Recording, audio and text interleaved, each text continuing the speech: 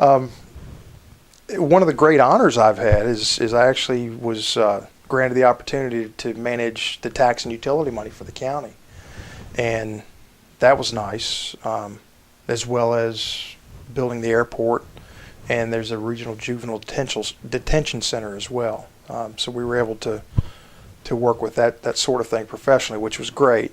And then personally, to watch the Mountain View Wildcat field hockey team win their first state championship was really neat, because you got to see the area come together, and that was a great experience. Trying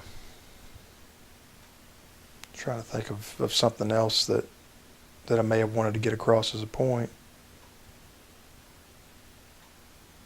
Oh, one of the greatest things that did not happen to me in Stafford County is I was actually invited to fly in an airplane. A friend of mine and I used to fly down to the Wake Forest basketball games. He had a plane, and he called me on a Wednesday morning. It was February 22nd of 2006. And he said, "I've got 2 seats left. You want to go to the Clemson game tonight?" I said, "Sure, I'd love to." Called my wife and I said, "Hey, he's got seats in the plane. Yeah, I'm going to go." She said, "You can't, because it's multicultural night at Hartwood Elementary School. My 3rd grader, we had to be in the classroom, and I'm sitting there shaving crayons and making stained glass with wax paper. I don't know if you remember those projects, but that was one thing we were doing. And I was sitting there wondering why I was doing that when I could be at the Wake Forest basketball game. And then the next morning I found out that plane crashed that night and all the occupants died. And I think it's still the only plane crash at Stafford Regional Airport. So that was the blessing that something that didn't happen to me, which was a good thing. So I believe that there's a reason for me to be here and continue to do the things that we do and try to make a difference. I think that's a big thing about longtime Stafford residents, is I think we all see ourselves as stewards. We want to take what we have and acquire what we own, and then leave it better for the next generation. And I don't think that was any different than when George Washington was growing up. And I believe that we've seen that ingrained throughout the county for many years. And I've had the good fortune of being able to spend a lot of time down on Marlboro Point, the Potomac Creek, Accokeek Creek, Aquia Creek. So you get to see these places from the water and see where Pocahontas grew up, that sort of thing. And I think that's unique. You can't find that anywhere else. So that's the kind of stuff that I really love about Stafford County is you've got this deep trove of history, but at the same time we're so involved and ingrained in the 21st century that we have all these unique opportunities as well. So you can come here and do whatever you want and just make your life the way you want it to be. And it didn't used to be that way. In the 40s and 50s, we didn't have a lot of those opportunities. And then when we saw things blossom and grow around here, that's really where I think we've become I hate to say a national force, but we are a force to be reckoned with. How about that way?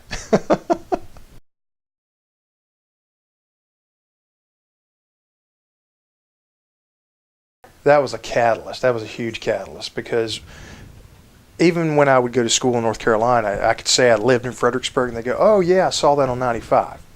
And when people started to stop on 95, that became a bigger thing. But the Marine Corps base at Quantico, I think, was a huge impetus to bring new people to the area, because you were attracting people who didn't necessarily want to go there, but they were stationed there. And then they found out, the surrounding area is very nice. So I think that was a big factor as well. But I really do believe 95 was the major force.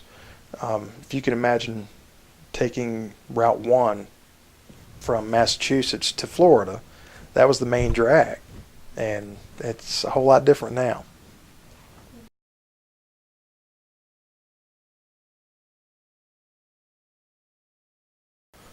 But I went to Falmouth Elementary, then I went to Drew. And in fact, when I was in elementary school was when Mr. Drew was shot, when the accident happened. And his wife was actually my 2nd grade teacher when that happened. It was a rather devastating time.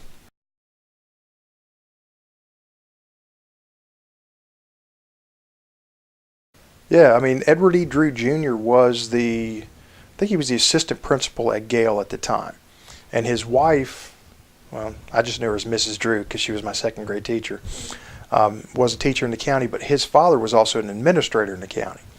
And there was a dance at Gale, it was actually called Gale Junior High School at the time, and some altercation took place and a gun fell out of a deputy's holster and hit the ground and went off and killed him. And after that, I mean, he was a very well-respected guy, and I think that was part of his father kind of being a quasi-institution in the county, and then him following in the same kind of footsteps.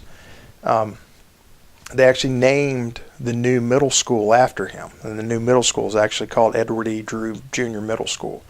So we were the Drew Rams, and that was where I went there. And I kind of took a little pride in that too, just knowing that, you know, I was a bit connected to that because I knew the lady and really kind of empathized with everything that she went through. So we wanted to make that place great. And we would play, you know, Gale, and then we would play Stafford Middle School, and I think those were the only middle schools at the time. And then we would play some of the Spotsylvania schools. But so that was a little interesting in terms of how a place would get its name.